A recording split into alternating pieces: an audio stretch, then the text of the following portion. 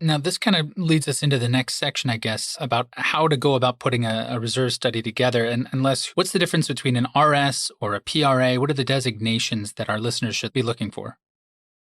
Okay, well, an RS, it stands for Reserve Specialist, and that is something that the National CAI is in their bailiwick, and you need to meet certain educational requirements, certain experience requirements, and you're required to be recertified every couple of years in order to be deemed an RS.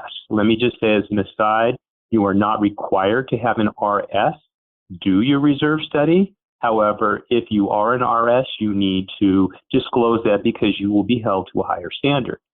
PRA stands for Professional Reserve Analyst, and that is issued by what's called APRA, the Association of Professional Reserve Advisors. It's also a national organization, not affiliated with CAI.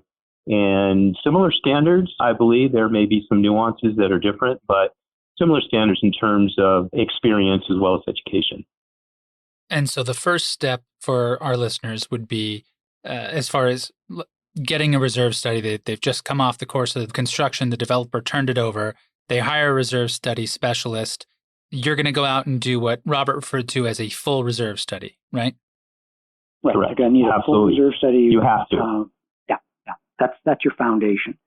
And you'll find out that, the developer only anticipated 68,000 square feet of asphalt, but we actually have 78,000 square feet of asphalt. Little things like that. You get it right, provides a nice foundation for the updates in the years to follow.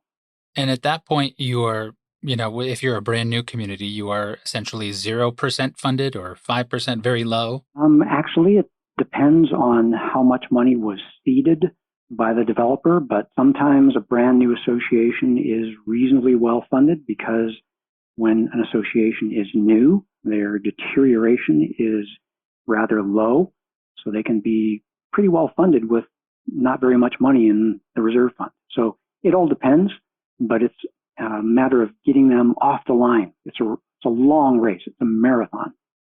So if they get a tough start in the first 10 yards of a 1 mile race, that's not a catastrophic problem. So get that full reserve study, start making the right amount of contributions, and they'll be just fine after a couple laps around.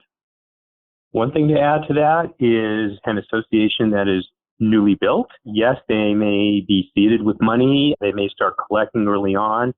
The lives of the components should all be close to their typical useful lives, so there won't be that much depreciation. And essentially, your percent funded is a mathematical concept. It's just the ratio of how much money you have in your reserve fund divided by how much you should have. And what you should have is what's been depreciated from installation to the point of the study being done. So both numbers are going to be on the lower side. So you could conceivably is the key word, have an association that is 100% funded from the get-go. Haven't seen it a lot, but I see some that are very high funded because these numbers are small. But, as Robert said too, that it's the further you are away from replacement, if your percent funded is a little bit lower in the beginning, it's a matter of what your plan is, what your reserve study states and how you're following it. You have a better chance of getting that higher up earlier on versus waiting until, a couple of years before the majority of these components come due for replacement. Yeah, don't wait 3 or 5 or 10 years. That developer's budget is only enough to get you out the gate. That's it. First year. Yeah, first year. Beyond that, the association needs to really look around and get a good basis for how to budget for their association. Les, about how much of the total budget every year should be going to reserves?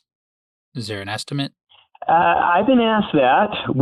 Robert, I know you've been asked that too, continue to be asked that. And there is nothing required in the civil code. There may be some clauses in certain CC&Rs about that. Just as a guideline. I believe guidelines, FHA, I believe, has a minimum guideline. It was 10%. Robert, I don't remember if it still is, but still 10%. That was, okay, so it's still 10%, which keyword here is minimum. But it depends. It depends on what your assets are. A common interest development. I live in a common interest development, 300 homes with landscaping and irrigation, and that is it. The streets are public. The streetlights are public. We don't have a lot of components that are being maintained by the association. So that's going to differ from the 300-unit multifamily complex in Playa Vista that's got pools, spas, karaoke rooms, gyms, etc. So just something to keep in mind with respect to that aspect. We did a study of our clients. We continue to track it, the amount that we are recommending in reserve contributions compared to their total budget. And we've actually found a nice correlation that the typical association needs to be contributing anywhere from 15% to 40% of their total budget towards reserves. And we thought that was going to be different for, as Les said, the high rises versus the planned developments versus mid rises, all those different types of construction styles. But then again, remember that their budgets are correspondingly different.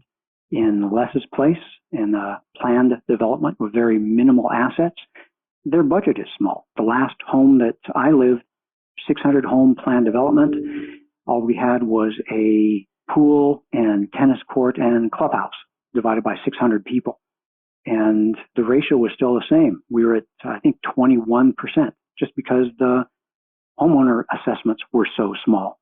And then you can get to a metropolitan high-rise, and they have a lot of staff, a lot of budget, a lot of major mechanical with the boilers, chillers, elevators, all that kind of stuff. Mm-hmm. The homeowner assessments are much larger, but then again, the reserve contributions are much larger. So it still fits into that wheelhouse of 15 to 40%. Makes sense. As Les indicated, that's well above the FHA minimum of 10%. If you're aiming for 10%, you're aiming low.